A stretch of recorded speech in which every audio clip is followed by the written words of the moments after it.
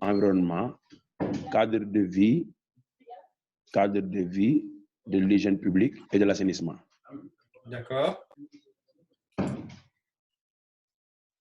Donc, mais l'assainissement, ce n'est pas une compétence transférée, c'est juste une compétence de l'État central. Mais nous, en tant que commune, on nous saisit souvent par rapport à ces situations et nous sommes obligés d'intervenir en choisissant des partenaires.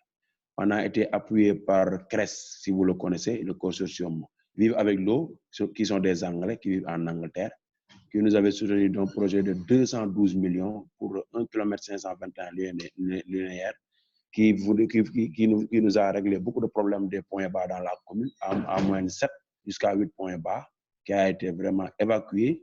Et dans cette zone-là, vraiment, l'inondation est une vieille souvenir pour eux. D'accord. OK. D'accord, donc la compétence assainissement et effectivement les difficultés que vous avez avec les réseaux qui sont parfois anciens, qui sont encore pas tout à fait étanches et totalement séparatifs entre les eaux pluviales et les eaux usées. Voir, comme vous le disiez, les points bas, et comme c'est géré par l'État avec des pompes de relevage qui ne marchent pas forcément toujours très très bien. Effectivement, c'est exactement ça.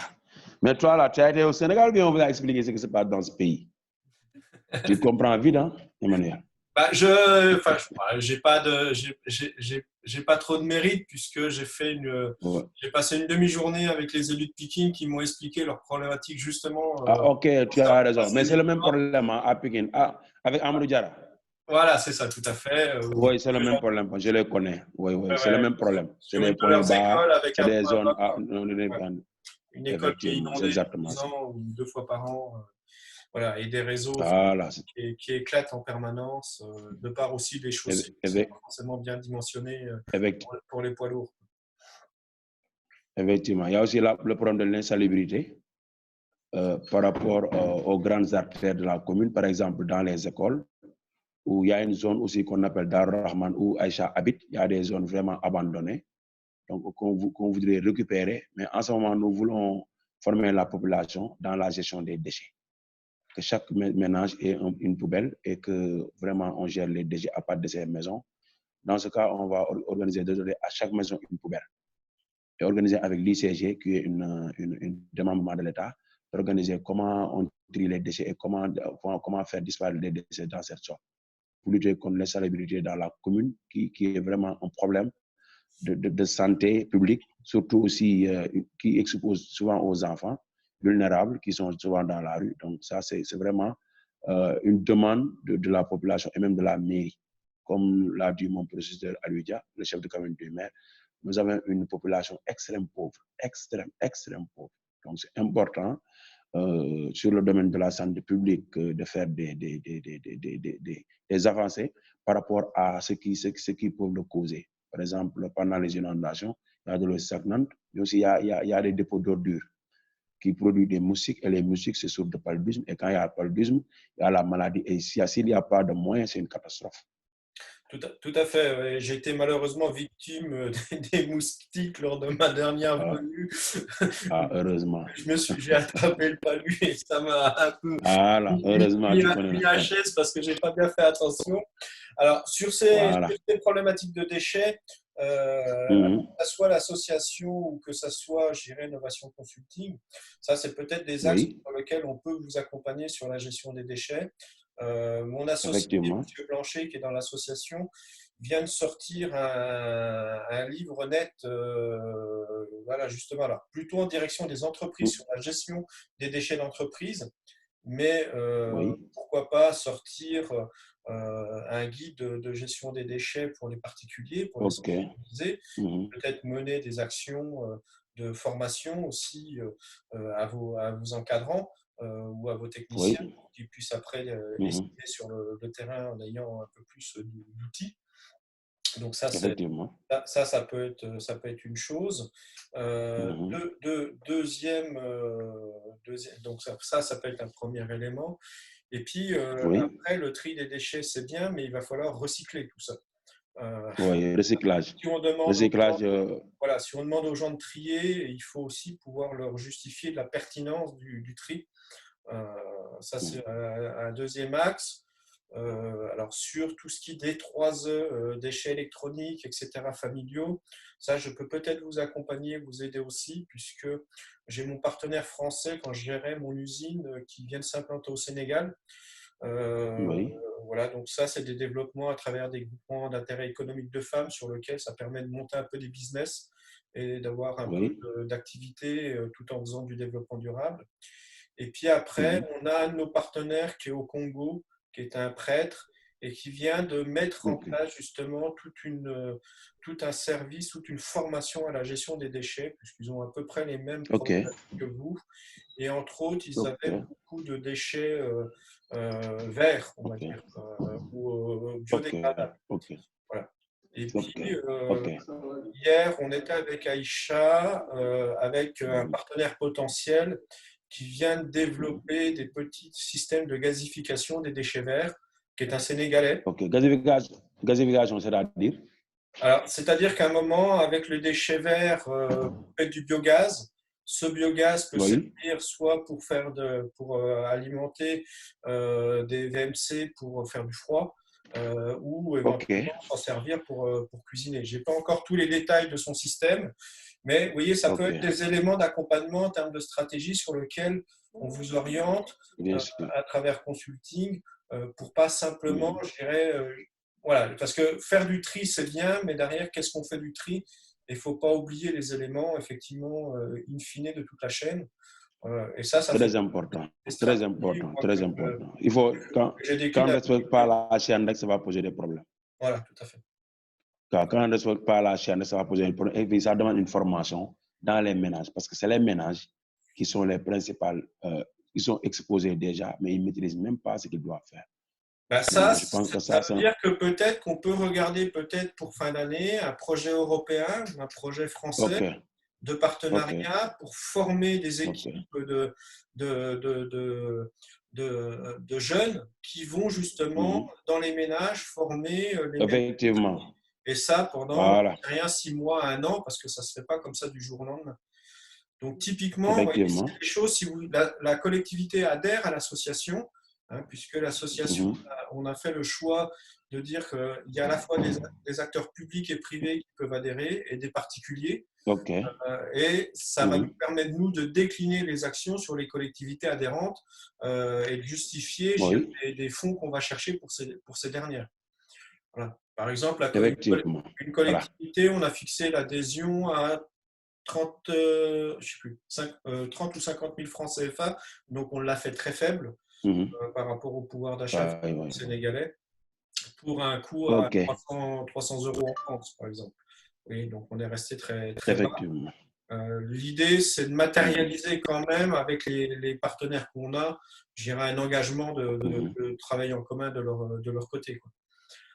Donc typiquement, ça peut OK. être quelque chose qu'on met en place, voilà, je dirais de manière un peu plus officielle, le fait que vous rejoigniez l'association au mois de juillet, août, quand je viendrai à Dakar. Et après, ça nous permet Oui. effectivement de lancer un plan de recherche de finances pour encadrer vos formateurs sur tout le travail qu'ils auront à faire de sensibilisation, de formation de vos habitants au tri des déchets. Inch'Allah. Inch'Allah. Ça, c'est noté. Maintenant, l'autre chose, c'est que nous avons là, tu connais les fosses septiques. Oui. Les fosses septiques n'ont pas de réseau. Il n'y a pas de réseau de fosses septiques au Sénégal qui existe.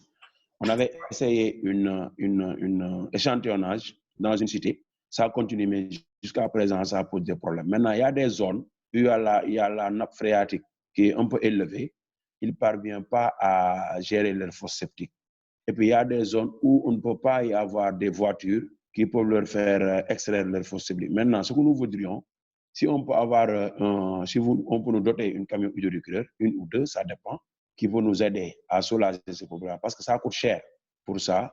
Parce que pour une seule voyage, ça coûte 20 à 30 ou à 45 000. Et que c'est un peu excessif par rapport aux familles vulnérables qui sont souvent exposées. Ils sont obligés de creuser les ruelles pour y mettre. Et ça, c'est un peu dangereux par rapport aux exposants, surtout les enfants. Donc, si on parvient à avoir des camions hydrocureurs, ça pourra nous soulager, mais qui peuvent entrer dans ces zones. Parce qu'il y a des zones où la grosse camion ne peut pas y entrer.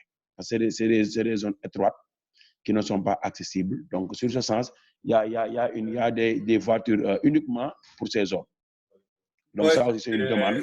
C'est des mini camionnettes 4x4, ce n'est pas des gros camions. Voilà, j'en vois passer régulièrement devant chez moi. Là, il y a des privés Cremont en France. Voilà. D'accord. Voilà, ça, on en a besoin. Et puis l'autre, c'est, je voudrais aussi aménager des espaces verts. Les espaces verts, parce que l'environnement, vraiment, ça m'intéresse.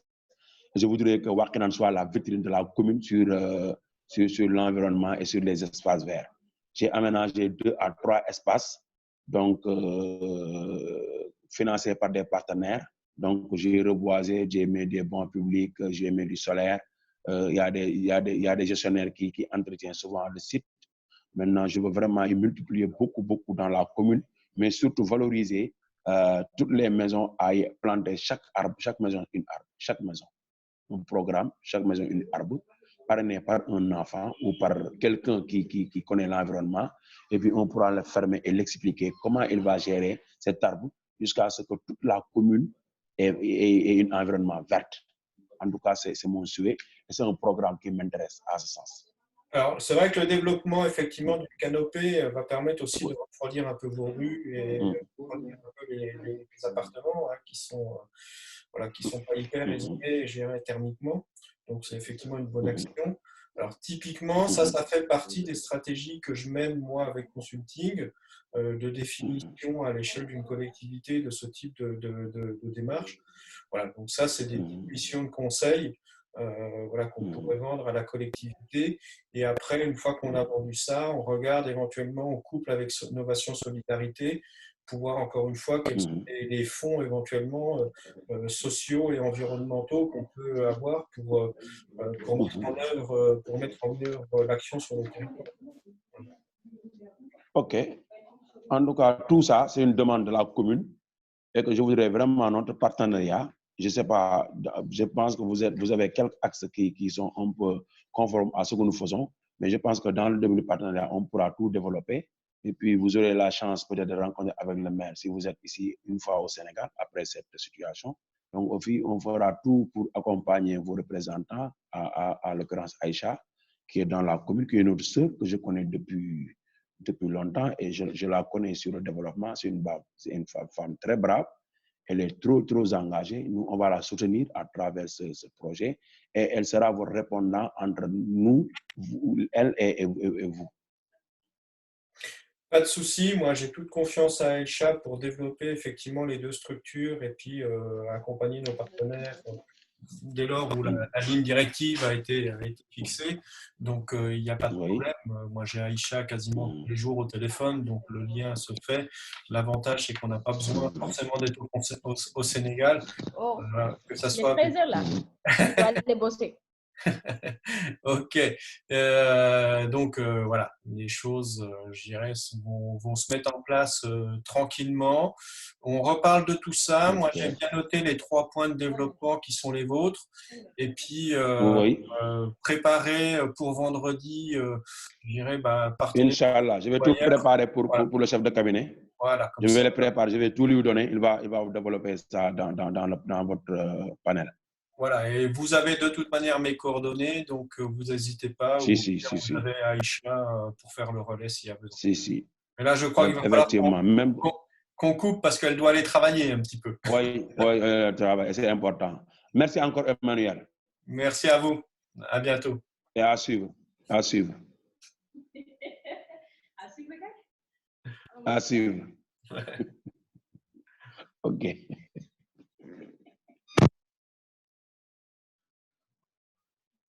On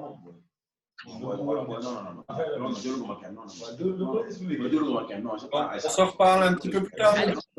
Ouais. Pardon, il est 13h09 et je dois aller bosser. Vas-y, je te laisse aller bosser et puis on fait le briefing après. À plus.